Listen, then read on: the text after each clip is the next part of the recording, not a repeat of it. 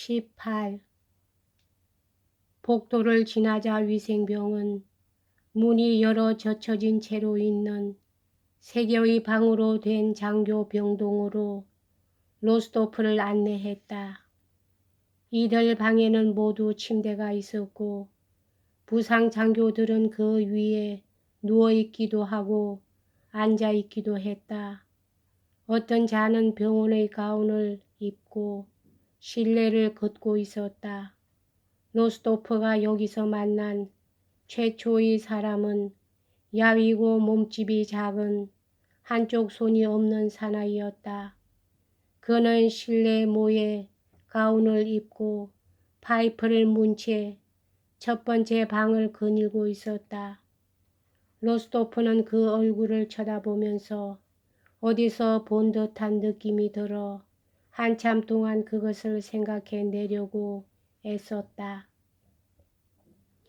야, 정말 뜻하지 않은 데서 만났군요. 하고 몸집이 작은 사나이가 말을 걸었다. 뚜신입니다. 뚜신입니다. 기억하시겠습니까? 생그라벤에서 당신을 포차에 태워드린 적이 있지 않습니까? 나도 약간 잘렸답니다. 그래서 미소를 지으면서 그는 텅 빈 가운의 한쪽 소매를 보였다. 바실리 드미트리예비치 제니소프를 찾고 계시는 거죠. 같은 방에 있습니다. 로스토프가 찾고 있는 사람이 누구인지를 알자 이렇게 말했다. 여깁니다. 여깁니다. 뚜시는 몇 사람의 높은 웃음소리가 새어 나오는 옆방으로 로스토프를 안내했다.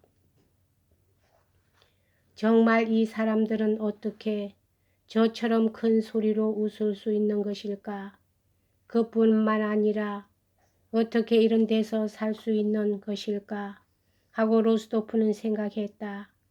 사병의 병실에서 이미 익숙해진 시체의 냄새가 줄곧 코에 느껴지고 양쪽에서 자기를 배웅했던 선망에 찬 눈초리며 그 눈을 뒤집고 죽어있는 젊은 병사의 얼굴이 지금도 아직 주위에 보이는 것 같은 느낌이었다. 제니소프는 낮 12시가 가까운데도 이불을 머리 위까지 뒤집어 쓰고 침대에서 자고 있었다. 아, 도스토프, 잘 있었나, 잘 있었나. 그는 연대에 있을 때와 똑같은 목소리로 외쳤다. 그러나 이 버릇이 된 대범하고 쾌활한 그늘 뒤에 무엇인가 새롭고도 좋지 않은 숨겨진 감정이 얼굴의 표정에서도 말의 울림에서도 엿보이는 것을 로스토프는 스글픈 기분으로 느꼈다.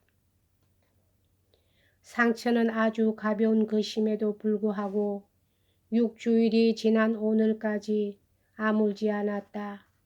그의 얼굴에는 병원 내의 누구에서나 볼 수 있는 창백한 부기가 있었다.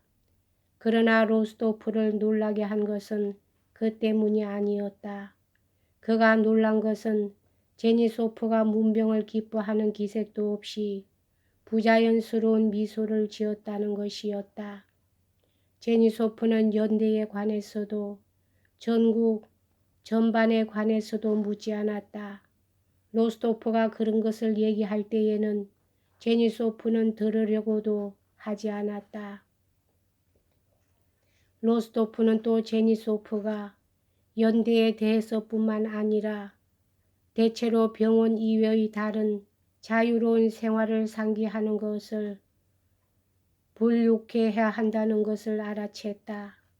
그는 이전의 생활을 잊으려고 애쓰고 있으며 다만 양말과의 관리들 사건에만 흥미를 가지고 있는 것 같았다. 사건은 지금 어떤 상태에 있느냐는 로스토프의 질문에 대하여 그는 대뜸위원회에서 받은 서류와 그것에 대한 자기의 답변 초고를 베개 밑에서 꺼냈다. 그리고 갑자기 활기를 띠면서 자기 초고를 읽기 시작했다.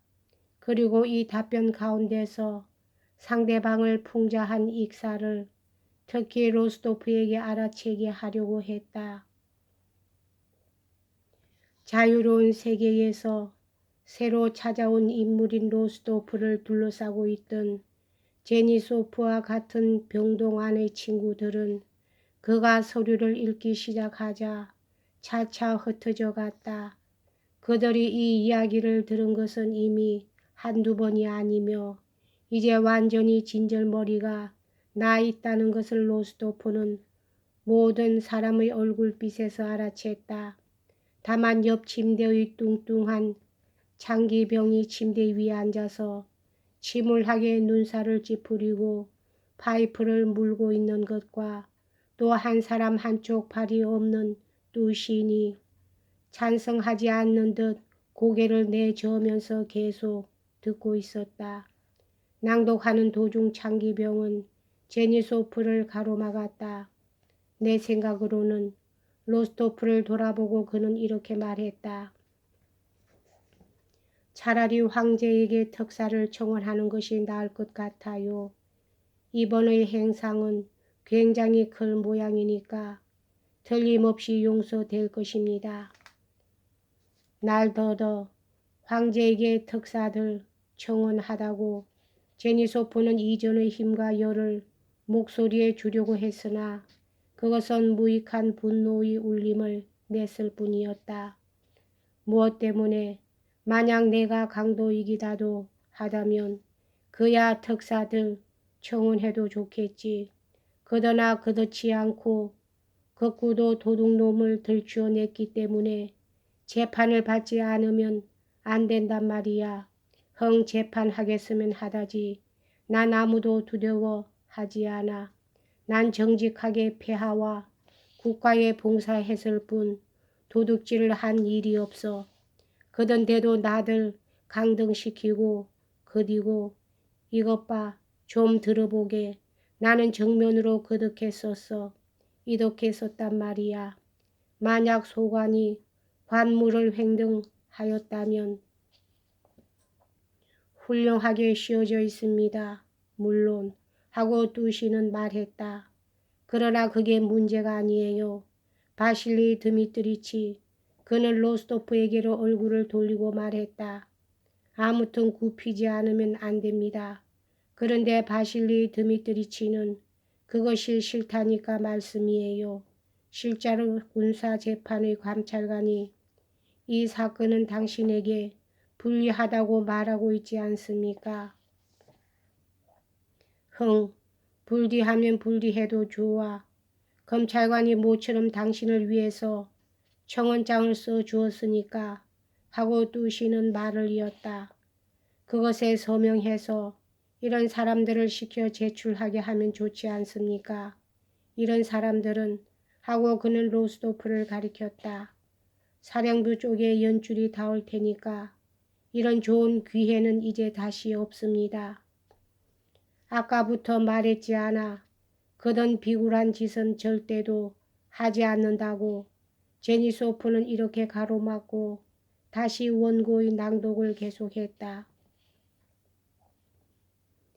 로스토프는 뚜신을 비롯한 다른 장교들이 권하는 방법이 가장 확실하다는 것을 본능적으로 느끼기도 했고 또 자기가 무엇인가 제니소프를 도와줄 수 있다면 얼마나 행복할 것인가 하고 생각했으나 제니소프를 타일러 볼 용기가 없었다.